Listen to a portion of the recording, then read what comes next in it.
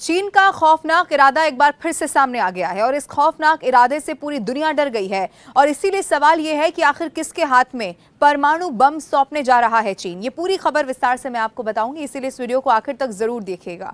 देखिए, चीन क्या सोचता है, क्या करता है, ये किसी को पता नहीं चलता। उसके इरादों से अमेरिका, यूरोप ही नहीं, पूरी दुनिया डरी रहती है। लेकिन अब उसने जो किया है वो सच में दहशत फैला देने वाला है। अब तक आपने सुना होगा कि चीन जैविक हथियार डेवलप कर रहा है, वो खतरनाक वेपन बना रहा है, लड़ाकू विमान, सुपरसोनिक मिसाइलें बना रहा है।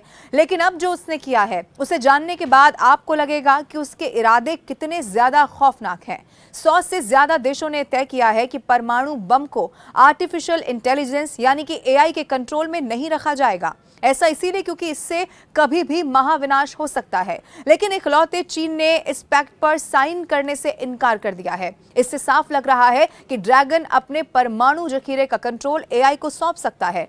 अब मैं आपको यह भी बता दूं कि दक्षिण कोरिया की राजधानी सियोल में हाल ही में एक बड़ी बैठक हुई और इसी एक अहम मीटिंग में 100 से ज्यादा देश शामिल हुए। मकसद था इस बात पर चर्चा करना कि आर्मी और जंग के मैदान में एआई का कैसे और कितना इस्तेमाल किया जाए, इसी पर डिसीजन लेना था। अब आर्मी में एआई के इस्तेमाल पर ज्यादातर देशों की एक राय थी, लेकिन जब बात एटॉमिक बम को लेकर एआई के कंट्रोल में देने की आई तो चीन ने अपने कदम पीछे खींच लिए। इससे इस पैक्ट पर सिग्नेचर करने से साफ इनकार कर दिया और इससे साफ हो गया कि चीन परमाणु बमों के जखीरे को एआई के कंट्रोल में दे सकता है। उस पर कोई इंटरनेशनल कानून लागू नहीं होगा। अब आप ये भी जान लीजिए कि इस कदम के बाद या इस डिसीजन के बाद किस तरह का खतरा अब अलग अलग देशों को है, ये भी मैं आपको बता देती हूँ। देखिए, अन्य देशों का मानना यह था कि अगर परमाणु बम का बटन इंसान के हाथ में होगा तो वो सोच समझकर इसका इस्तेमाल करेगा। लेकिन अगर ये एआई के कंट्रोल में चला गया तो इससे कभी भी महाविनाश का डर हमेशा लगा रहेगा। ऐसा इसीलिए क्योंकि एआई तो एक मशीन की तरह ही काम करता है।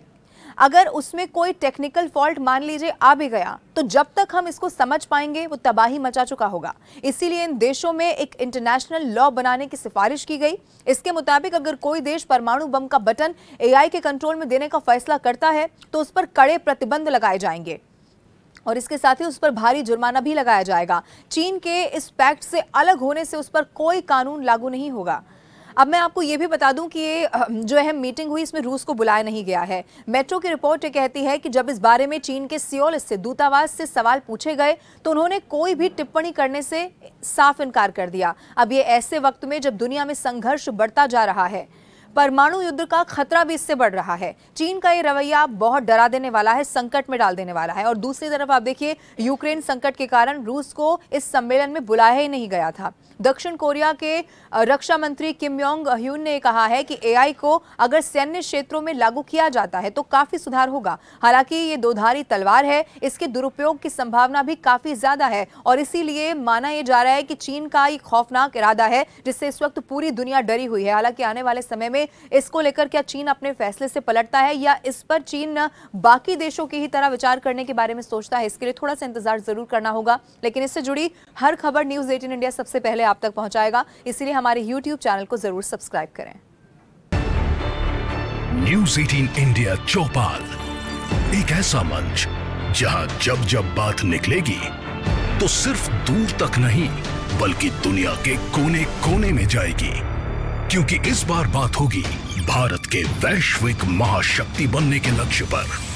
सरकार, समाज, सेलिब्रिटी और स्पोर्ट्स स्टार्स के साथ न्यूज़ 18 इंडिया चौपाल देखिए सिर्फ न्यूज़ 18 इंडिया पर।